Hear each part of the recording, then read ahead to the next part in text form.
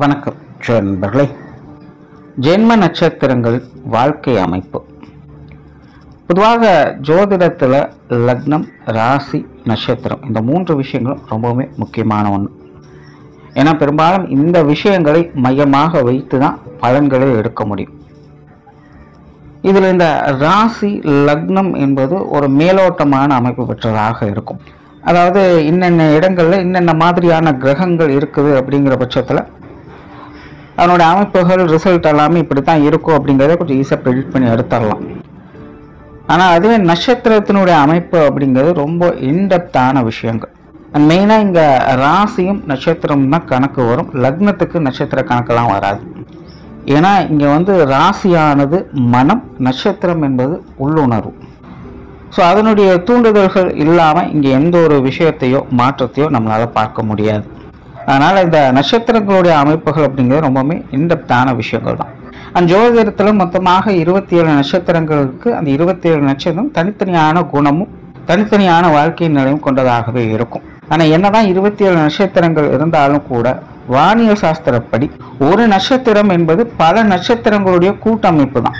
இப்போ அஸ்வினி, பரணி, கார்த்திகை, ரோகிணின்னு இப்படி 27 நட்சத்திரங்கள் நம்ம தனித்தனியாக சொல்கிறோம். இப்போ அஸ்வினி நட்சத்திரம் அப்படின்னு நம்ம சொல்றது வெறுமனே அது ஒரு நட்சத்திரம் கிடையாது. பல நட்சத்திரங்களுடைய கூட்டு தொகுதியாகத்தான் இந்த ஒரு நட்சத்திரத்தை கணக்கிடுறோம். புராணங்களின் படியும் யோக சாஸ்திரங்களின் படியும் இந்த ஜென்ம நட்சத்திரம் எதை குறிக்குது அப்படின்னா நம்மளுடைய ஆன்மாவானது எந்த நட்சத்திர தொகுதியிலிருந்து வந்திருக்கு அப்படிங்கிறது குறிக்கிறதாக அந்த ஜென்ம நட்சத்திரம் கருதப்படுது. இப்படி ஒரு பழங்கால நம்பிக்கைகள் இருக்கு. ஸோ அந்த நட்சத்திர தொகுதிகளுக்கு கூட்டமைப்பாக ஒரு வாழ்க்கை முறை அப்படிங்கிறது இருக்கும். ஸோ அந்த முறைப்படி தான் அந்த ஜென்ம நட்சத்திரம் பிறக்கக்கூடியவங்களும் அவங்களுடைய வாழ்க்கை நிலையை பார்த்துக்கிட்டு வருவாங்க. ஆனால் இதெல்லாமே ஒரு நம்பிக்கை சார்ந்த விஷயங்கள் தான். நம்ம சித்தர்களையும் முன்னோர்களையும் நம்புகிறோம், அவங்க சொன்ன விஷயங்களையும் நம்புகிறோம். அதன் அடிப்படையில் இந்த விஷயங்கள்லாம் நம்ம நம்பிக்கைக்குரியதாக இருக்கும். ஆனால் இந்த நட்சத்திர வாழ்க்கை அமைப்பு எப்படி செயல்படுது அப்படின்னு பார்த்தோம்னா, பொதுவாக எல்லாருக்கும் ஒரே மாதிரியான வாழ்க்கை நிலையானது அமையறதில்லை. சிலலாம் பார்த்தீங்கன்னா ஆரம்ப காலகட்டங்களில் நல்லா இருப்பாங்க, நடுப்பகுதியில் கொஞ்சம் கஷ்டப்படுவாங்க, அப்புறம் மறுபடியும் பிற்பகுதியில் ரொம்ப நல்லா இருப்பாங்க. சிலர்லாம் ஆரம்பத்திலேயே கஷ்டப்பட ஆரம்பிச்சிடுவாங்க, நடுப்பகுதியில் நல்லா இருப்பாங்க, பிற்பகுதியிலும் கஷ்டப்பட ஆரம்பிச்சிடுவாங்க. இன்னும் சிலர்லாம் பார்த்தீங்கன்னா முதல் பகுதிகள் ஃபுல்லாக நல்லா இருக்கும், பிற்பகுதிகள் ஃபுல்லாக கஷ்டமாக இருக்கும். சிலருக்கு முதல் பகுதிகள் ஃபுல்லாக கஷ்டமாக இருக்கும், பிற்பகுதிகள் நல்லா இருக்கும். ஸோ இப்படி ஒவ்வொருத்தருடைய வாழ்க்கை நிலையுமே மாறி மாறி தான் இருந்துக்கிட்டு இருக்கும். ஸோ இது எல்லாத்தையும் டிசைட் பண்ணுறதே இந்த நட்சத்திர அமைப்புகள் தான். பொதுவாக மனிதர்கள் எல்லாருக்கிட்டையுமே எல்லாவித குணாதிசயங்களும் இருக்கும். பட் மேஜராக ஒரு சில குணாதிசயங்கள் மட்டும்தான் வெளிப்படும். அதே போல் அந்தந்த நேர காலகட்டங்களுக்கு மட்டும்தான் அந்தந்த குணாதிசயங்களை அவங்க முழுமையாக வெளிப்படுத்துவாங்களே இல்லாமல் எல்லா நேரத்திலும் எல்லா குணாதிசயங்களும் முழுமையாக யாராலும் வெளிப்படுத்த முடியாது. ஸோ எப்பப்போ எவ்வளவு காலகட்டங்களுக்கு என்ன மாதிரியான குணாதிசயங்களில் இவங்க இருப்பாங்க அப்படிங்கிறத டிசைட் பண்ணுறதும் இந்த நட்சத்திர அமைப்பு தான். ஸோ அப்படித்தான் உங்களுடைய ஜென்ம நட்சத்திரத்தின் அடிப்படையில் உங்களுடைய வாழ்க்கை அமைப்புகள் என்னென்ன மாதிரியான நிலைகள் என்னென்ன காலகட்டங்கள் இருக்கும் அப்படிங்கிறத பற்றி தான் இந்த பதிவில் நம்ம பார்க்க போகிறோம். ஆனால் ஒரு சில விஷயங்களும் இங்கே கவனத்தில் வச்சுக்கோங்க.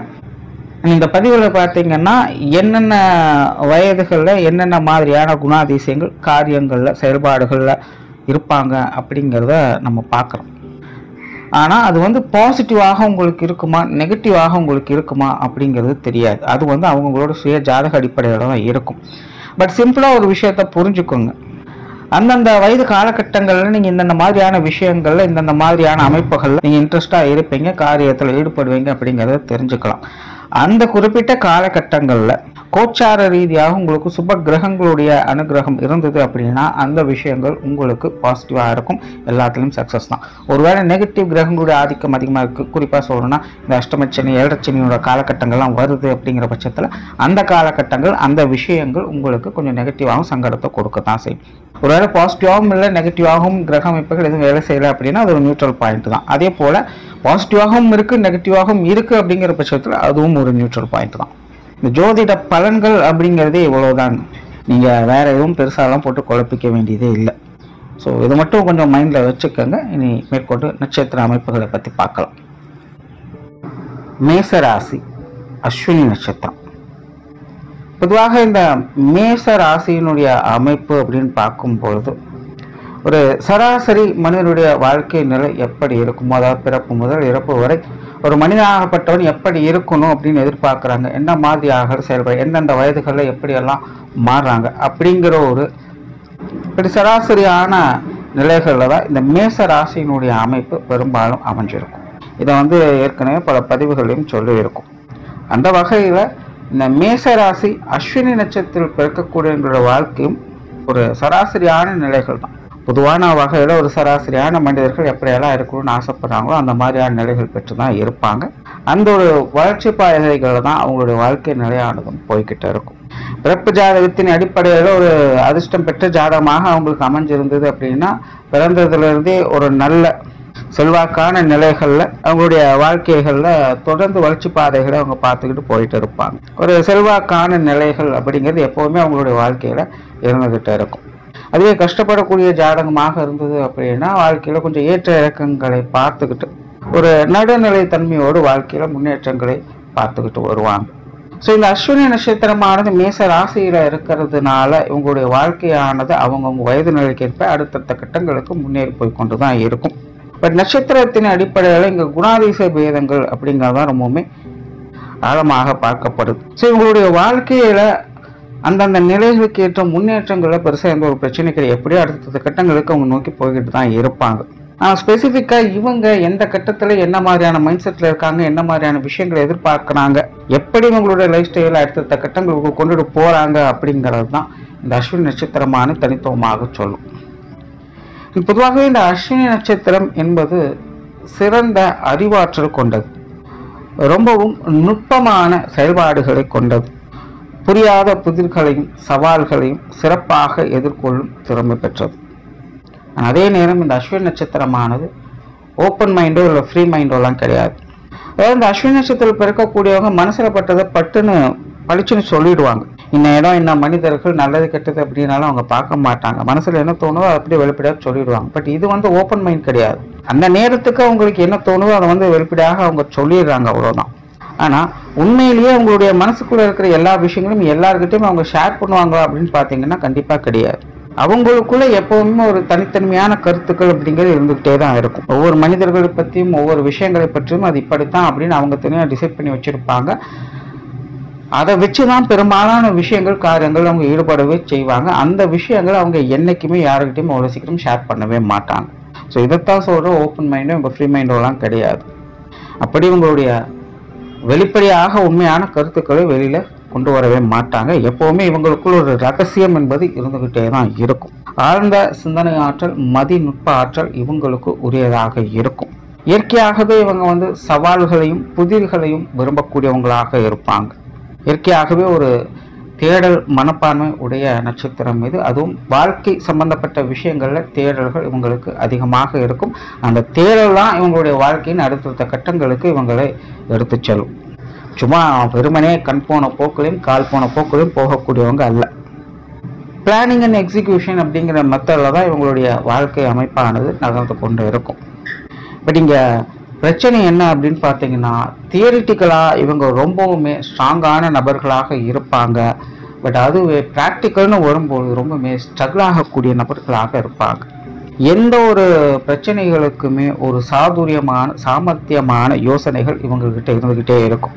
அதாவது பிளான் ஏபிசி அப்படின்னலாம் கிடையாது. பிளான் A to Z வரைக்கும் இவங்ககிட்ட எப்போவுமே பிளான் அப்படிங்கிறது இருந்துக்கிட்டே இருக்கும்.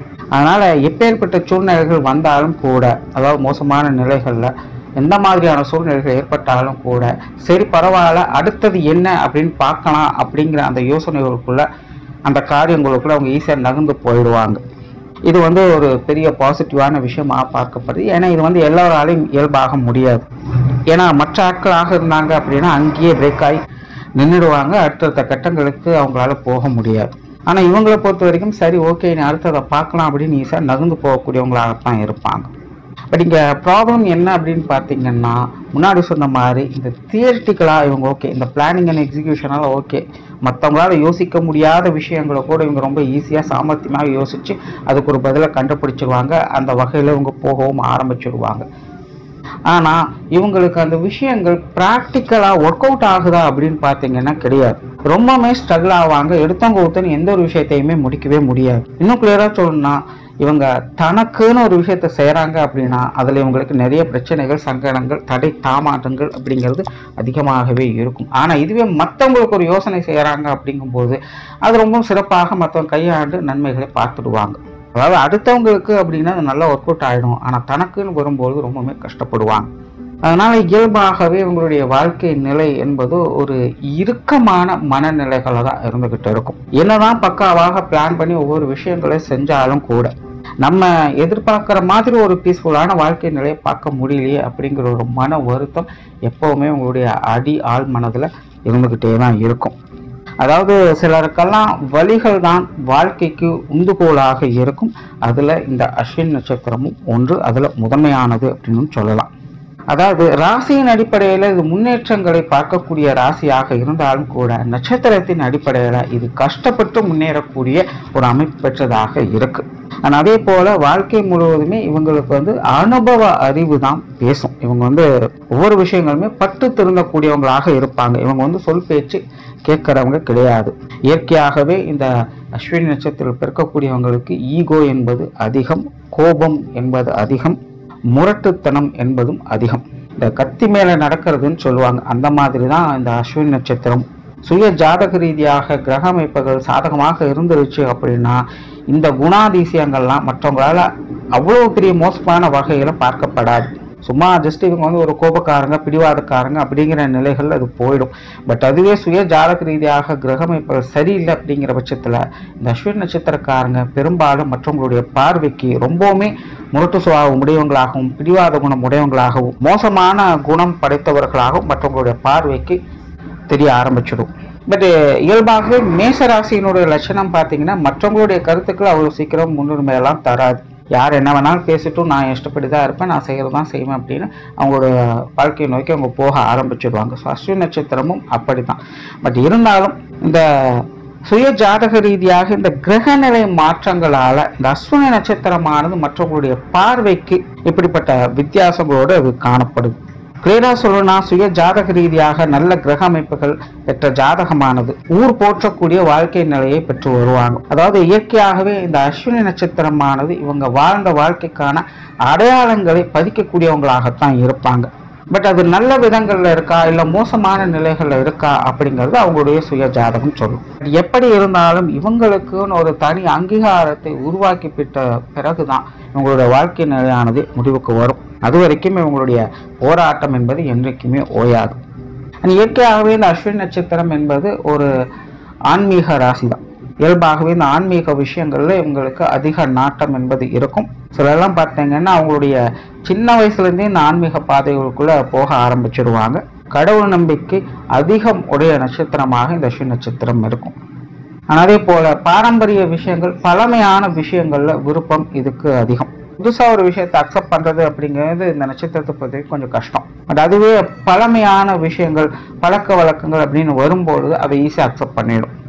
இந்த அஸ்வினி நட்சத்திரத்தில் பிறந்தவங்க இவங்களுடைய குழந்தை பருவத்திலலாம் பார்த்தீங்கன்னா கொஞ்சம் மூடியாக தான் இருப்பாங்க. ரொம்ப பெரிய ஆக்டிவிட்டீஸ் எல்லாம் அவங்ககிட்ட எதிர்பார்க்க முடியாது.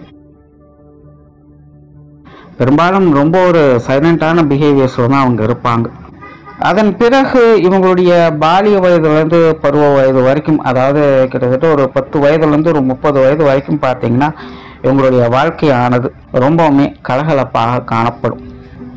எல்லா அஸ்வினி நட்சத்திரக்காரங்களுக்கும் இந்த காலகட்டமானது அவங்களுடைய வாழ்க்கையில் மறக்க முடியாத வாழ்க்கையாக அமையும். மை லைஃப் மை ரூல் அப்படிங்கிற ஒரு நிலைகளை தான் இவங்க இந்த காலகட்டங்களில் வாழ்ந்து வருவாங்க. ரொம்பவுமே சந்தோஷம், உற்சாகம், குதூகலிப்போட இவங்களுடைய வாழ்க்கை நிலையானது இந்த காலகட்டங்களில் போய்கிட்டு இருக்கும். இங்கேயும் சின்ன சின்ன மேடு பள்ளங்கள் அப்படிங்கிறது இருக்கத்தான் செய்யும். பட் அந்த அளவுக்கு பெரிய டிஸ்ட்ராக்ஷன்லாம் இருக்காது. அதாவது இளம் கன்று பயமறியாது அப்படின்னு சொல்லுவாங்க பார்த்தீங்களா, அந்த நிலையானது அஸ்வினி நட்சத்திரக்காரங்களுக்கு இந்த 10 வயதுலேருந்து ஒரு 30 வயதுக்குள்ள அமைஞ்சிருக்கும். எதா இருந்தாலும் ரொம்ப போல்டாக எதிர்கொள்வாங்க. என்ன இருந்தாலும் பார்த்துக்கலாம், எப்படி இருந்தாலும் பார்த்துக்கலாம். யாரை பற்றியும் எதை பற்றியும் எதற்காகவும் கவலை அப்படிங்கிறது இருக்காது. அவங்க என்ன நினைக்கிறாங்களோ அது மட்டும்தான் அவங்களுடைய வாழ்க்கை. இந்த காலகட்டங்களில் கோச்சார ரீதியாக நல்ல கிரக அமைப்புகள் அமைஞ்சிருச்சு அப்படின்னா உங்களுடைய வாழ்க்கை அமைப்பானது எங்கேயோ போயிருந்துடும். இவங்க நினைச்சு பார்க்க முடியாத அளவுக்கு நல்ல விஷயங்களை இந்த காலகட்டங்களை உங்களால் பார்க்க முடியும். பட் அதே நேரம் இது வந்து 20 வருட காலம் அப்படிங்கிறதுனால கண்டிப்பாக ஏழச்சனி அஷ்டமச்சனி அப்படிங்கிறதெல்லாம் வரும். ஸோ அந்த காலகட்டங்களில் மட்டும் கொஞ்சம் அடி சறுக்கத்தான் செய்வாங்க. பட் அதுவுமே சுய ஜாதக ரீதியாக கொஞ்சம் ஸ்ட்ராங்கான ஜாதகமாக இருந்துருச்சு அப்படின்னா பெரிய அளவில் அடியெல்லாம் இருக்காது, வந்தாலும் அது ஈஸியாக சமாளிச்சிடுவாங்க. ஸோ அஸ்வினி நட்சத்திர காலகட்டத்துக்கு இந்த ஒரு காலகட்டமானது ஒரு வழிகாட்டக்கூடிய ஒரு காலகட்டமாக அமையுது. ஸோ இந்த காலகட்டம் தான் இவங்களுக்கான ஒரு மெயின் அத்தியாயம் அப்படின்னே சொல்லலாம். இதை வைத்து கொண்டு தான் இவங்களுடைய பிற்கால வாழ்க்கைக்கான எல்லா விஷயங்களுமே இவங்க உருவாக்குவாங்க. இங்கே கிடைக்கக்கூடிய அறிவு ஞானம் போன்ற விஷயங்கள் தான் இவங்களுக்கு எல்லா காலகட்டங்களிலுமே உதவியாக இருக்கும். அது மட்டுமல்ல, இங்கே இவங்களுக்கு கிடைக்கக்கூடிய இந்த சந்தோஷம் தான் பிற்காலத்திலையும் இவங்களுக்கு ஆறுதலாக அமையும். அன்னைக்கு நம்ம இப்படியெல்லாம் சந்தோஷமா இருந்தாலும் நினைச்சு பார்த்து அது சந்தோஷப்பட்டுக்குவாங்க. ஏன்னா இதற்கு அப்புறம் இவங்களுக்கு இந்த அளவுக்கு ஒரு சந்தோஷமான வாழ்க்கை நிலை அமையுமா அப்படிங்கிறது ஒரு கேள்விக்குரியது. அதாவது நல்லபடியாக இருக்காங்க, பட் மனம் சந்தோஷத்தோட குதூகலத்தோட இருக்கிறது அப்படிங்கிறது ஒரு விஷயம் கேள்விக்குறியாயிரும். எல்லாருக்குமே இந்த மாதிரியான ஒரு வாழ்க்கையானது சில காலகட்டங்களுக்கு அமையும். அதுல இந்த அஸ்வினி நட்சத்திரக்காரங்களுக்கு பார்த்தீங்கன்னா 10 வயதுலேருந்து 30 வயதுக்குள்ள இந்த காலகட்டமானது முழுமையாக அமைஞ்சிரும். இதுதான் இவங்களுக்கான ஒரு அடையாளமாகவே மாறும். அந்த அளவுக்கு ஒரு சிறப்பு வாய்ந்த ஒரு காலகட்டமாக இது உங்களுக்கு அமைஞ்சிடும். ஆனால் அதன் பிறகு ஒரு 30 வயதுலேருந்து 40 வயது அப்படின்னு வரும்போது பார்த்தீங்கன்னா அந்த டைமில் தான் இவங்களுடைய லைஃபை இவங்க முழுமையாக கண்ட்ரோல் எடுக்க ஆரம்பிப்பாங்க. பொதுவாக இந்த அஸ்வினி நட்சத்திரக்காரங்களுக்கு அவங்களுடைய ஈகோ ஹர்ட் ஆகிறது இந்த காலகட்டங்களில் தான் இருக்கும். ஒரு 30 வயதுலேருந்து 50 வயதுக்குள்ள அவங்க கண்டிப்பாக அவங்களுடைய ரோஷத்துக்காகவே பெரும்பாலான விஷயங்களை அவங்க செஞ்சுட்டோம். நான் சாதிச்சு காட்டுறேன், நான் செஞ்சு காட்டுறேன், நான் வாழ்ந்து காட்டுறேன் அப்படிங்கிற ஒரு சவால்களோடையே அவங்களுடைய வாழ்க்கை நிலையானது போய்கிட்டு இருக்கும். அதில் இந்த 30லேருந்து 40 வயது அப்படிங்கிறது பெரும்பாலும் அவங்களுடைய மரியாதை அங்கீகாரம் போன்ற விஷயங்களுக்கு அவங்க போராடிக்கிட்டு இருப்பாங்க. ஸோ இந்த காலகட்டங்களில் இவங்களுக்கு கோச்சார ரீதியாக கிரக அமைப்புகள் நல்லபடியாக அமைஞ்சிருச்சு அப்படின்னா ஒரு நல்ல செல்வாக்கான நிலை, மதிப்பு மரியாதை வந்த சமுதாயத்தில் ஒரு சிறப்பான வாழ்க்கையை பார்க்கக்கூடிய அமைப்புகள் இவங்களுக்கு இயல்பாகவே வந்துடும். பட் அதுவே அந்த காலகட்டங்களில் இந்த 7 சனி அஷ்டமச்சனியெல்லாம் வந்துருச்சு அப்படின்னா இவங்களுடைய மரியாதையை காப்பாற்றிக்கிறதுக்காக இவங்க போராட வேண்டிய சூழ்நிலைகள் ஏற்படும். ஸோ எப்படி பார்த்தாலும் இந்த 30 to 40 வயது அப்படிங்கிறது இவங்களுடைய மரியாதை அங்கீகாரம் போன்ற விஷயங்களுக்கு இவங்க போராடக்கூடியதாக அமைஞ்சிடும். அடுத்ததான் 40 to 50 வயது அப்படி வரும்போது அப்பதான் வந்து இவங்க மெயினா குடும்ப வாழ்க்கைக்குள்ள என்ட்ராவாங்க. அப்போ இதுக்கு முன்னாடியெல்லாம் குடும்பம்லாம் கிடையாதா அப்படின்னு பார்த்தீங்கன்னா அப்படியெல்லாம் கிடையாது. எல்லாமே இருக்கும், எல்லா உறவுகளும் இருக்கும். பட் பர்சனலாக இவங்க குடும்பத்தோடு இணைகிறாங்களா, குடும்பம்னா என்னென்னு இவங்க புரிஞ்சுக்கிறாங்களா, குடும்ப விஷயங்களை ஏற்றுக்கொள்றாங்களா அப்படின்னு பார்த்தா அதெல்லாம் கிடையாது. இந்த 40 வயது வரைக்குமே பெரும்பாலும் இவங்களுடைய விஷயங்கள் காரியங்களுக்கு மட்டுமே இம்பார்ட்டன்ஸ் கொடுத்துட்டு வருவாங்க. இப்போ இவங்க 40 வயதை கடந்து போறாங்களோ அப்பதான் இவங்களுக்கு தனித்துவமாக குடும்ப வாழ்க்கைன்னா என்னென்னு புரிய ஆரம்பிக்கும். குடும்ப வாழ்க்கையில் ஈடுபாடுகள் இருக்கும். எல்லா விஷயங்களுமே குடும்பத்துக்காகவே பார்த்து செய்யக்கூடியவங்களாக இருப்பாங்க. குடும்பத்தை போற்றவங்களாக இருப்பாங்க. குடும்பத்தை வளர்க்கக்கூடியவங்களாக அவங்க மாறுவாங்க. சுருக்கமாக சொல்லணும்னா இவங்க இந்த காலகட்டங்களில் தான் உண்டு தான் குடும்பம் உண்டுன்னு அமைதியாக இருக்க ஆசைப்படுவாங்க. பெருசாக இவங்களுக்கு மற்ற விஷயங்கள்லாம் ஈடுபாடுகள் அப்படிங்கிறது இருக்காது. குடும்ப வாழ்க்கையை அனுபவிக்கிறது, குடும்ப உறவுகளை அனுபவிக்கிறது அப்படிங்கிற நிலைகளில் உங்களுடைய மனம் மற்றும் செயல்பாடுகள் அப்படிங்கிறது போக ஆரம்பிச்சிடும். ஒரு சென்டிமெண்டான நபர்களாக இந்த காலகட்டங்களில் இவங்க மாறுறாங்க. இந்த டைம்ல தான் வந்து இவங்க ரொம்ப பொறுமையாக எல்லா விஷயங்களும் யோசிக்க ஆரம்பிப்பாங்க. பழைய விஷயங்களை பற்றி அசை போடுவாங்க. தான் என்னெல்லாம் செஞ்சோம், எப்படியெல்லாம் இருந்தோம், என்ன மாதிரியெல்லாம் இப்படி செஞ்சிருக்கலாம், எந்த விஷயங்களை நம்ம மிஸ் பண்ணோம், எந்த விஷயங்களை இன்னைக்கு நம்ம கரெக்டாக செஞ்சோம் அப்படிங்கிற விஷயங்கள்லாம் அந்த காலகட்டங்கள்லாம் இவங்க ரொம்பவுமே அசை போட்டு கொண்டு இருப்பாங்க. பட் எங்கே எப்படி சுத்தினாலும் குடும்ப வாழ்க்கை தான் பிரதானம் அப்படிங்கிற நிலைக்கு இந்த காலகட்டங்களில் அவங்க வந்துடுவாங்க. குடும்ப உறவுகளுக்கு இந்த காலகட்டங்களில் ரொம்ப இம்பார்ட்டன்ஸ் கொடுப்பாங்க. ஸோ இந்த காலகட்டங்களில் இந்த கோச்சார ரீதியாக கிரகமைப்பு நல்லபடியாக இருந்துச்சு அப்படின்னா குடும்ப வாழ்க்கை சீரும் சிறப்புமாக அமையும். உங்களுடைய குடும்ப வளர்ச்சிக்கும் பொருளாதார வளர்ச்சிக்கும் என்னெல்லாம் இவங்க செய்யணும்னு நினைக்கிறாங்களோ அதெல்லாமே இந்த காலகட்டங்களில் சிறப்பாக அவங்களுக்கு தேடி வந்து அமையும்னே சொல்லலாம். பட் அதுவே கோச்சார கிரக அமைப்புகள் இவங்களுக்கு சரியாக அமையலை அப்படிங்கிற பட்சத்தில் குடும்ப வாழ்க்கை போராடக்கூடிய நிலைகளை கொடுக்கும். குடும்ப உறவுகளை நினைத்து கஷ்டப்படக்கூடிய நிலைகளை இது கொடுத்துரும். சுருக்கமாக சொன்னால் இது மன ரீதியாக அதிக தாக்கங்களை ஏற்படுத்தக்கூடிய ஒரு காலகட்டமாக அமையுது. அது சந்தோஷமாக அமையுதா கஷ்டமாக அமையுதா அப்படிங்கிறத கோச்சார கிரக அமைப்புகள் இந்த காலகட்டங்களில் உங்களுக்கு சொல்லும். ஆனால் அடுத்ததாக 50 வயதுக்கு மேலே ஒரு 15-20 வருட காலங்கள், இந்த காலகட்டங்கள் தான் இவங்களுடைய வாழ்க்கையின் லட்சியங்களை நோக்கி ஓடக்கூடிய ஒரு காலகட்டமாக அமையும். அதாவது ஒவ்வொரு ஜீவனும் ஒவ்வொரு லட்சியங்களுக்காக ஜனனம் எடுத்திருக்கும். ஸோ அந்த லட்சியங்களை நோக்கி ஒரு காலகட்டங்களுக்கு எல்லாருமே ஓடுவாங்க. அப்படி இந்த அஸ்வினி நட்சத்திரத்தில் பிறக்கக்கூடியவங்க இந்த 50 to 70 வயதுக்குள்ள தான் இவங்களுடைய லட்சியங்களை நோக்கி ஓடக்கூடிய அமைப்புகள் உருவாகுது. குறிப்பாக இந்த காலகட்டங்களில் தான் பார்த்தீங்கன்னா இவங்களுக்கு இந்த தொழில் வேலை உத்தியோகம் சார்ந்த விஷயங்களில் ஈடுபாடுகள் அதிகம் ஏற்படும். நல்ல டெவலப்மெண்ட் சார்ந்த விஷயங்கள் இந்த காலகட்டங்களில் பார்க்கலாம். நிறைய சொத்து சுகங்களுடைய அமைப்புகள், வீடு நிலப்புலன்கள் சார்ந்த விஷயங்களுடைய சேர்க்கைகள் எல்லாமே இந்த காலகட்டங்கள் தான் இவங்களுக்கு அமையுது. அதாவது அவங்கவுங்க சுய ஜாதக அமைப்பின்படி நல்ல பெரிய அளவுலையோ இல்லை கம்மியான வகையிலையோ அது ஏதோ ஒரு வகையில் அவங்களுக்கு அமைஞ்சிடும். ஸோ ஒரு உருவாக்கக்கூடிய அமைப்புகளில் இவங்க செயல்பட்டு வருவாங்க. அப்போ இதற்கு முன்னாடியெல்லாம் இவங்களுக்கு இந்த வேலை அமைப்போ தொழில் அமைப்போ இல்லை சொத்துக்களுடைய அமைப்புகள்லாம் இருக்காதா அப்படின்னு பார்த்தீங்கன்னா அப்படியெல்லாம் கிடையாது. எல்லாருக்கும் எல்லா காலகட்டங்களையும் உண்டு. ஆனால் அந்த ஒரு தனி மனிதன் அந்த ஒரு குறிப்பிட்ட விஷயங்களுக்காக எப்போ குறிக்கோளோட போகிறாங்க அப்படிங்கிறது ஒன்று இருக்குது பார்த்தீங்கன்னா அதைத்தான் இங்கே மென்ஷன் பண்ணுறோம். அப்படி இந்த 50 to 70 வயதுக்குள்ளே பார்த்தீங்கன்னா இவங்களுடைய தொழில் வளர்ச்சி வேலை வளர்ச்சியை அதிகமாக பார்க்கலாம். நல்ல சொத்து சுகங்களுடைய வளர்ச்சிகளை அதிகம் பார்க்கலாம். குடும்பத்தோட ஒரு இணக்கமான சூழ்நிலைகள், அதே போல் இந்த உடன்பிறப்புகள் வகையில் ஒரு இணக்கமான சூழ்நிலைகள் எல்லாமே இந்த காலகட்டங்களில் இவங்களுக்கு அதிகமாக ஏற்படும். பட் அதே தான் இங்கேயும் பார்த்தீங்கன்னா இந்த கோச்சார ரீதியாக கிரகமைப்புகள் நல்லபடியாக அமைஞ்சிருச்சு அப்படின்னா இந்த விஷயங்கள்லாம் ஒரு அபரிவிதமான முன்னேற்றங்களை இந்த காலகட்டங்களில் பார்க்கலாம். இவங்களுக்கான அடையாளங்களை பதிக்கக்கூடிய அமைப்புகள்லாம் இந்த காலகட்டங்களில் தான் ஏற்படும். இதற்கு முன்னாடியெல்லாம் இவங்களுடைய அடையாளங்கள் என்ன அப்படிங்கிறத இவங்க தெரிஞ்சுட்டு வந்திருப்பாங்க, அங்கங்கே காமிச்சிட்டு வருவாங்க. பட் இந்த காலகட்டங்களில் கிரக அமைப்புகள் நல்லபடியாக அமைஞ்சிருச்சு அப்படின்னா இவங்க அந்த விஷயங்களை பூர்த்தி பண்ணிடுவாங்க. இவங்க யாரு என்ன அப்படிங்கிறத வெளி உலகத்துக்கு முழுமையாக காட்டக்கூடிய அமைப்புகள் இந்த காலகட்டங்களில் ஏற்படும். பட் அதுவே சுய ஜாதகத்தில் அல்லது கோச்சார ரீதியாக கிரக அமைப்புகள் சரியில்லை அப்படிங்கிற பட்சத்தில் இந்த காலகட்டங்களில் இந்த விஷயங்களுக்காக இவங்க அதிகம் போராடி மெனக்கிட்டு அந்த விஷயங்களை அவங்க செஞ்சிடுவாங்க. ஸோ இந்த காலகட்டங்களில் அவங்க எப்படி இருந்தாலும் செஞ்சிடுவாங்க. பட் அதை சுமூகமாக செய்கிறாங்களா இல்லை ரொம்ப கஷ்டப்பட்டு சிரமப்பட்டு செய்கிறாங்களா அப்படிங்கிறது கோச்சார கிரக அமைப்புகள் பதில் சொல்லும். இந்த காலகட்டங்களானது இவங்களுடைய வாழ்க்கையின் லட்சியங்களுக்கான முக்கியமான தருணம் அப்படின்னு சொல்லலாம். ஆனால் அதே போல் நிறைய அதிர்ஷ்டகரமான விஷயங்கள் யோக பாக்கியங்களை பெறக்கூடிய அமைப்புகள் எல்லாமே இந்த காலகட்டங்களில் தான் அவங்களுக்கு அதிகமாக ஏற்படுது. அதாவது அவங்களுடைய பிறப்பின் நோக்கம் பூர்த்தி அடையுதா இல்லையா அப்படிங்கிறத சொல்லக்கூடிய ஒரு காலகட்டமாக இது அவங்களுக்கு அமையுது. ஆனால் அடுத்ததாக 70 to 85 வயது இந்த காலகட்டங்களில் இவங்க ஆன்மீக வாழ்க்கைக்குள்ளே என்ட்ராக ஆரம்பிச்சிடுவாங்க.